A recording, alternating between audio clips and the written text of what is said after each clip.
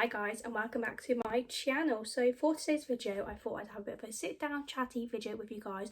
I thought as we're coming towards the end of May, I'd sit down and talk to you guys through my current favourites. So I've made a nice long list here for you guys, and let's just get straight into the video. First up, we're going to start with this bag. Now this is my Stitch Disney bag, which my sister actually very kindly got me for Christmas.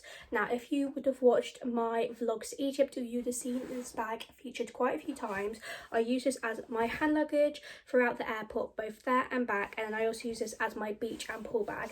It is so massive, and honestly it's done me so well. It's literally the perfect size for hand luggage, you know, beach and pool days, putting your sun cream in, your big beach towels and all that sort of stuff. And it also came with like a little coin purse, which I kept like my dollars and Egyptian money and all that sort of like different currency money in there, away from like my English money. But it's done me so good and I literally love it.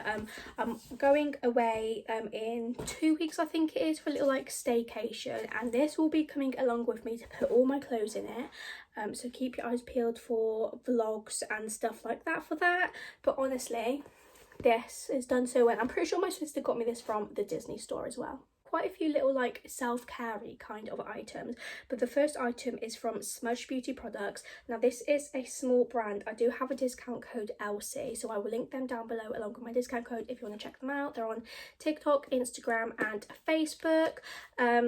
But this is their lavender marshmallow body butter, and just let me tell you, just the smell, unreal. This is kind of, I don't know how well it'll show up, but it's like a lavender kind of colour. The lotions, body butters, body creams all kind of do the same thing, kind of, moisturise your body, get your body feeling nice and fresh. You know, after shower, fresh shave, you want to be feeling nice and soft and silky smooth. But this, honestly, this is the best one I've tried. Honestly, my skin has not felt so soft and silky in my whole life. Doesn't matter what big branded products I've used, this by far is like the best product I've used, and it smells amazing. I've already used this a few times, and as you would have seen, literally hardly anything. So this literally well worth the money, along with my discount code anyway, so it will save you some money. But she also does other products as well as this body butter. She does scrunchies, scrubs, bath bombs, shower bombs, soaps, loads of self-care things, so I definitely recommend checking it out. She's Smudged Beauty Products. Again, on like the self-care item, we've got some hair care products. So the first thing, I don't know how you pronounce this, but it's Gliss Repair, and that's like, I don't know how you pronounce this, and it's their Liquid Silk Leave-In Conditioner. Now this, along with my other self-care item I'll show you in a minute, has literally been doing wonders for my hair. So obviously once I've washed my hair, I'm out of the shower, I just spray this into my ends of my hair, give it a good brush, make sure it's all evenly distributed, and this just leaves my hair feeling so soft, so silky, not knotty. Leaves my hair looking silky and all soft and shiny, and when I wake up it's not really knotted or anything, even though I literally, honestly, when I'm asleep, all I do is roll over. I wake up, my pillows are on the floor, my blanket is like upside down back to front. I literally don't know what I do, but this does wonders. And I swear it's like £2 from Home Bargain, so literally a bargain. But to go along with that, I've also got the Olaplex No. 6 Bond Smoother. Now again, this literally does the same thing. So what I do is I get like a pea-sized amount, rub it through the ends of my hair. I do that first, and then once that's in, I then put that in. So do them as like a little, I mean, I'm not sure if you meant to or not, but that's literally what I do. And again, I know some people think Olaplex is quite expensive, and I think it kind of is for like the small bottle it comes in. But I've literally had this for literally ages, and it's only just coming around halfway. It literally lasts you so long, so worth the money, and I honestly recommend this a lot, especially like with me, because obviously I bleach my hair, so it can be a bit dry, damaged. But since I've been like updating my hair care routine, featuring these two products along with a range of others, my hair has never been better, never been healthier, especially even though I bleach it. Even my hairdresser literally comments all the time saying how my hair is always soft and smooth as soon as I go in, before she's like done anything to my hair. It's like one of the healthiest she's seen of hair constitution. Obviously it goes through bleach and all that stuff. So definitely recommend. Skincare, I've got these are vitamin C like serum shots, and they just come in like these little things.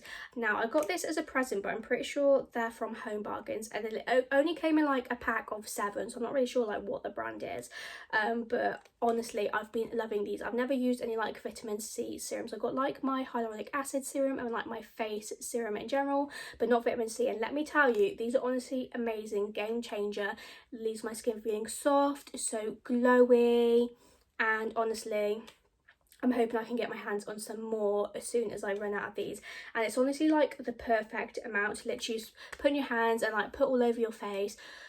So yeah, I've been loving these. Makeup wise, this item's really stuck out to me, especially like as I was on a holiday at the beginning of this month. It's the Beauty Crop BFF Brow Friends Forever. And also, let's just talk about the packaging. So cute.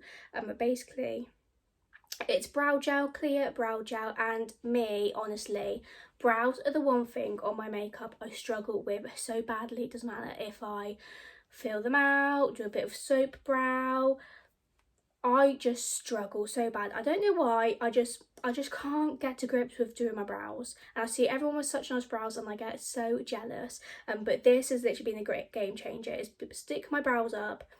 They look really good, really full, kind of like soap brow kind of effect.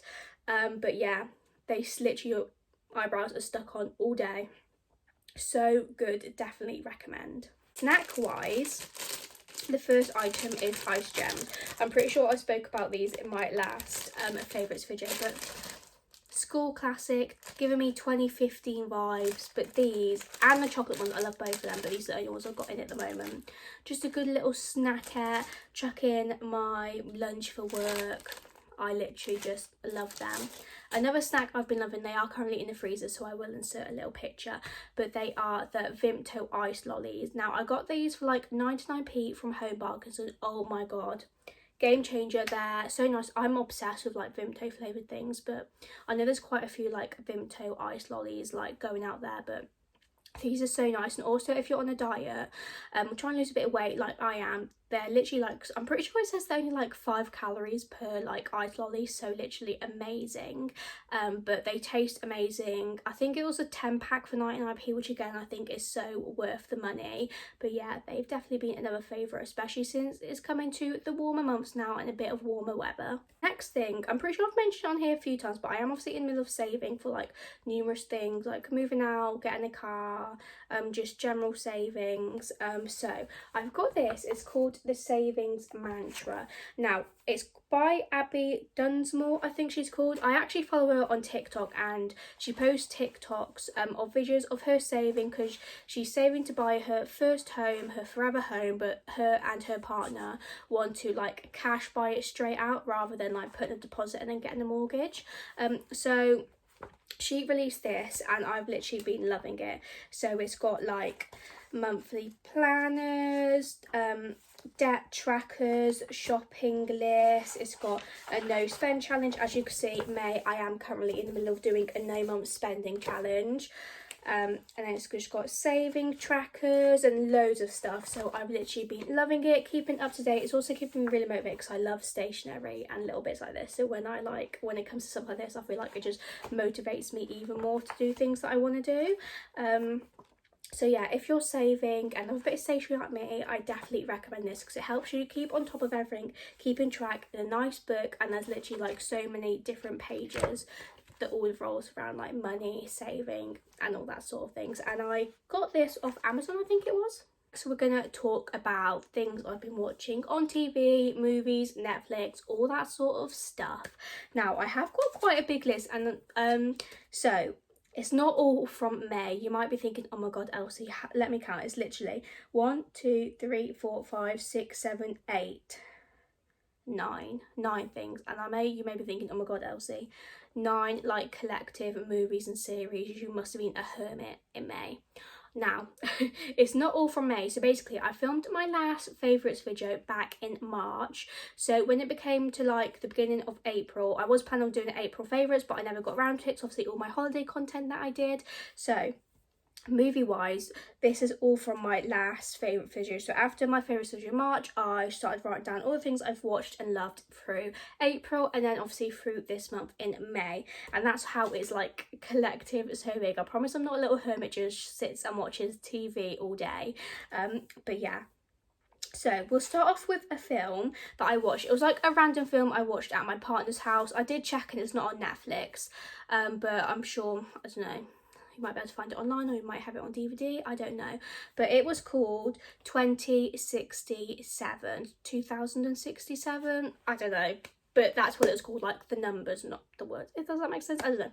Anyway, of course, I'll also be putting pictures on the screen of all these things, so again, you can get a bit of like a visual representation of what I'm speaking about. So this film was about, I think it was like, so it was like in the future, it was set in like the time zone of 2067, and it was like something to do with the air, and no one could breathe the air because like there was just fumes going around in the air, so people couldn't leave unless they wore like a gas mask.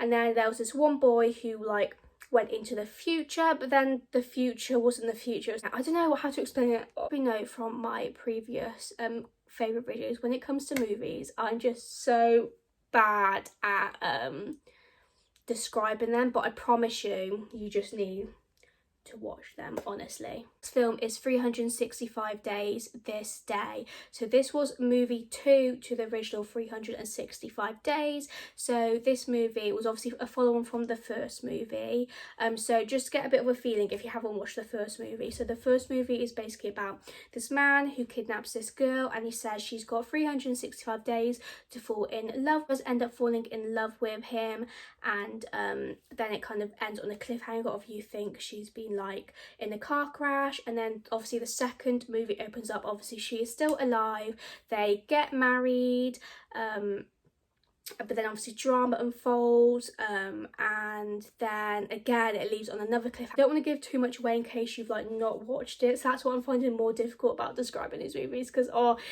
but so obviously just drama unfolds with other people, her life, because the man obviously she's fell in love with is like, I think he's like a mafia boss, so obviously there's a lot of drama with that. And then it turns out he has like a twin brother, but she's never met him, and all that stuff. But the way the movie ends, I definitely think they're going to bring out a number 3. Although I feel like the first movie was a lot better than the second movie, and I feel like I have seen a lot of people online saying the same, but I did really enjoy it and would watch it again, so that's why obviously I've included it in my favourites video. Next 2 movies, you guys are probably gonna like shoot me for this, but I've never watched Grown Ups before, but I did this month. I watched 1 and 2, and now it's my favourite movie. I've watched both of them a few times now. I kind of put them on as background noise, stick them on after work when I'm like stuff out and tidying and stuff, but I watched it for the first time the other weekend, both of them, and I honestly really enjoyed it.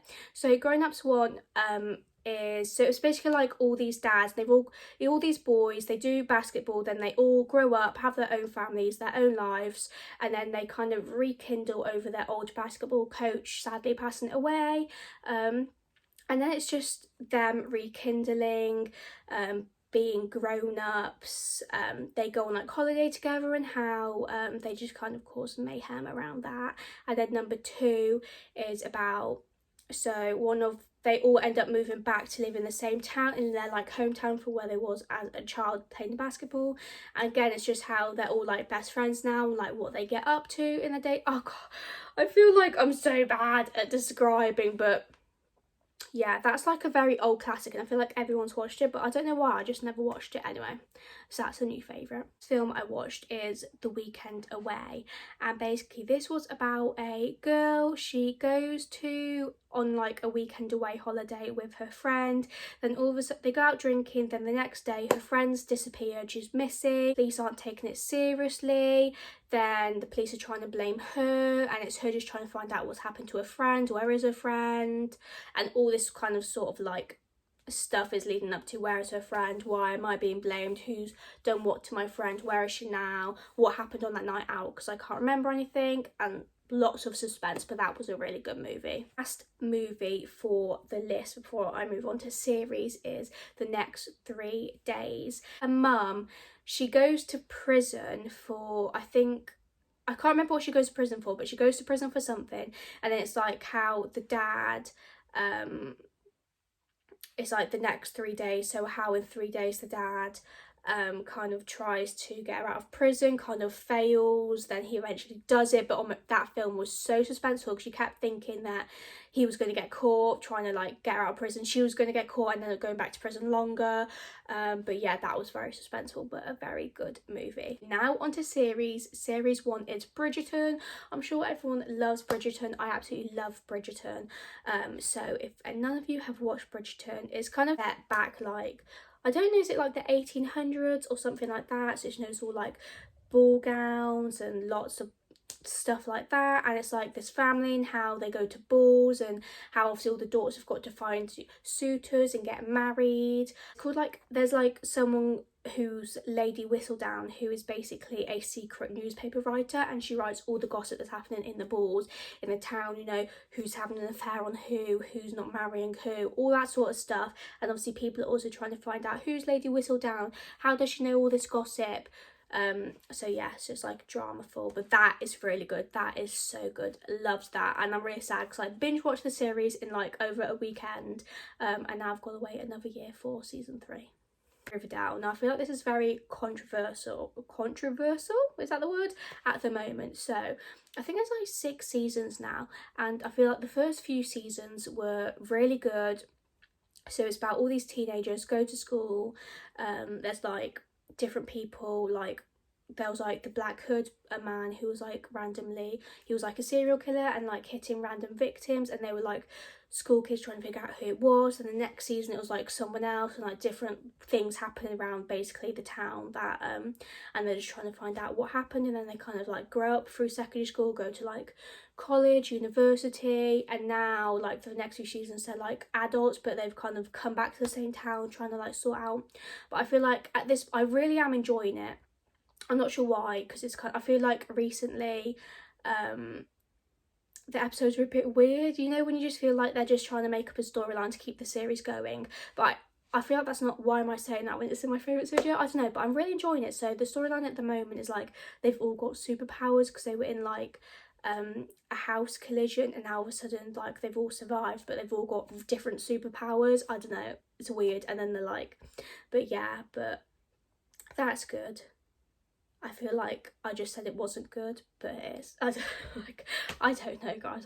I'm giving up at this point. Last series, and the last thing I'm going to talk about on this favourites video, is a series called The Missing. Now, this is 2 seasons, but both seasons are like similar storyline but different, if that makes sense. So basically season 1 is about this family. There's a mum, a dad and a little son who goes on holiday to France, and then the son goes missing, and it's basically about so it's like when he's, I think he must be about 5 or 6, and it's like that, and then it kind of goes on to like 10 years later, and they think they found some new evidence, and they're like going back to France to kind of find him. Where is he? Have they found this new evidence? Did they find him? Did he not? All that sort of stuff. And then season 2, so it's like the same main policeman who was like helping them. It's like he's on another missing persons case, and it's about this girl who goes missing again like but then like 10 years later she just randomly returns one day, and then they're trying to find out why she randomly returned, like who kidnapped her, why was she kidnapped in the first place, where has she been for all these years. But yeah, that was really good. Guys, that is the end of my current May favourites. I hope you guys enjoyed. Do let me know if you like these sort of sat down chatty videos. I feel like this video was very all over the place, so I'm sorry about that. But yeah, I'll see you next week in a new video.